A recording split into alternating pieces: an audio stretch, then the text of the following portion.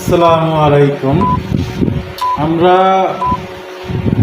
যে বিষয়টা আজকে নিয়ে বলবো সে বিষয়টা হচ্ছে বিএনপির যে চাওয়াটা এবং এনসিপি বাংলাদেশে 14 দলীয় জোট এবং আওয়ামী লীগ সাইড করে রেখে যদি আমরা বাকি রাজনৈতিক দল বাংলাদেশের রাজনীতি করতেছি, হ্যাঁ,